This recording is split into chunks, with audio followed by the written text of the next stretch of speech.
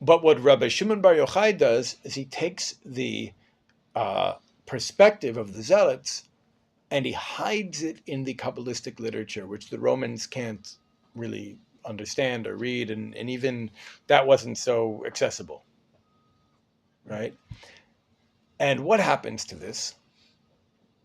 This Torah, what we call the Kabbala, remains for centuries the exclusive property of giants, right? You have, and you have different ways of understanding it. In a lot of the Arabic-speaking world, you had Chachamim who approached the Kabbalah one way. In Europe, you have the Baal Shem Tov and his students, a later movement called Hasidim that's not connected at all to the Hasidim of the Second Temple period, and they basically turned the Kabbalistic literature into a psychology. But then you have another group, which includes, I think, Rabbi Yehuda HaLevi and the Ramban and the Ramchal and the Maharal of Prague and the Gaon of Vilna and eventually Rav Kook, who we can say returned the ideas of the Kabbalah back into a philosophy. Okay, meaning they're kind of unpacking it in its most authentic way. But that also remained the property of very few giants of Torah. That wasn't widespread, meaning that wasn't something that every Jew understood, every Jew learned, right? There's all these ideas, you can't learn it until you're 40, and even then, who can understand it, right? So you have these giants who understood it, and even Rav Kook, right, who's alive for the Zionist movement, who is explaining the Zionist movement from a divine perspective, what's going on. Not that Ben Gurion or Herzl or Ahad Ha'am or Jabotinsky knew what they were doing, but that Hashem is doing something through them, and that's what Rav Kook says we need to understand. What the Kadosh Baruch Hu is doing here. But even Rav Kook, how many students did Rav Kook really have? 3, 4? Real students, real Talmidim who understood his teachings and went and spread them. 3, 4 students, Berach, right? But in the time of his top student, his son, Rav Yehuda HaKohen Kook, something happened. Remember, the Torah, the Torah of the Zealots, when did it go underground? When did it start hiding from us? When did it become inaccessible? Pretty much when we lost Yerushalayim. After the Bar Kokhba about it? Yeah, we'll start with the Great Revolt and losing the temple, but then in the Bar Kokhba revolt we had Jerusalem again, we possessed Jerusalem again, and then we lost it. And around then is when, again, Rabbi Shimon Bar Yochai goes and hides in the cave, and he encodes all this in the Zohar Kadosh. The Zohar Kadosh says that the Shekhinah will not return to Yerushalayim Shalmala until Am Yisrael returns to Yerushalayim Shalmata. Meaning, when we say Shalmala, we can say like the code, right? Let's say this world. Let's pretend this world we occupy is a website, and there's code behind the website, and that's what the Torah is teaching us often, right? The plumbing behind the faucet, the code behind the website. There's a terrestrial Jerusalem, the mountain city that we sometimes, technically we're in it now because the borders of Jerusalem include Kiryat Moshe today, but certainly, Yerushalayim between the walls, right? That's the mountain city, that's terrestrial Jerusalem. But then there's also celestial Jerusalem, right? Like, for example, when Yaakov had his dream on my mountain, the mountain was Luz, that was next to Luz, right? It says, according to Rashi, that Yerushalayim Shalmala, the back end of Jerusalem, the code of Jerusalem, met Yaakov in material Luz, and the meeting between the code of Jerusalem and the front end of Luz became Beitel. And then he started calling it Beitel, right? And that's why we call it Beitel. So that, it's just how the interaction. So it says in the Zohar Kadosh that the Shekhinah won't return to Yerushalayim, the code, Shalmala, until Am Yisrael returns to Yerushalayim Shalmata. So what happened? What happened is 19 years after we survived but lost the War of 48, right? We lost Yerushalayim. History opens the door, and we have to fight Egypt and Syria and Jordan. in the Six-Day War. We returned to Jerusalem, right? The paratroopers conquered Jerusalem. We returned to Jerusalem on the 28th of Iyar, which B'ezrat Hashem will celebrate in a couple of weeks. We come back to Yerushalayim. And what happens then? This Torah that had been the exclusive property of a tiny minority of Chachamim becomes accessible.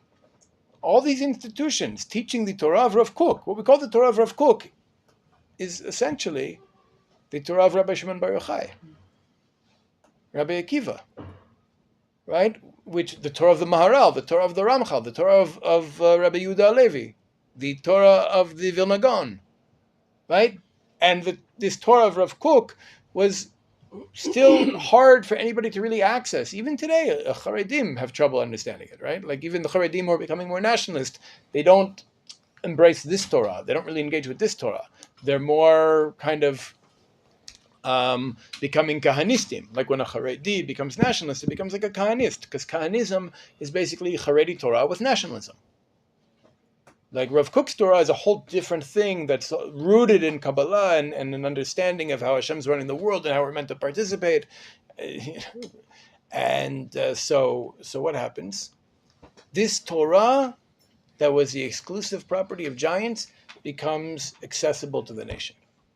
And suddenly you have dozens and dozens of Torah institutions teaching this Torah, including Mechon Mir, right? And suddenly it's understandable to guys like us that we can actually come and learn this Torah because Yerushalayim was liberated. Because Am Yisrael came back to Yerushalayim Shelmata, material Jerusalem, terrestrial Jerusalem. We came back. So this Torah is suddenly accessible to the nation once again. And I don't know if we want to say, I mean, maybe it's something we don't want to say because of the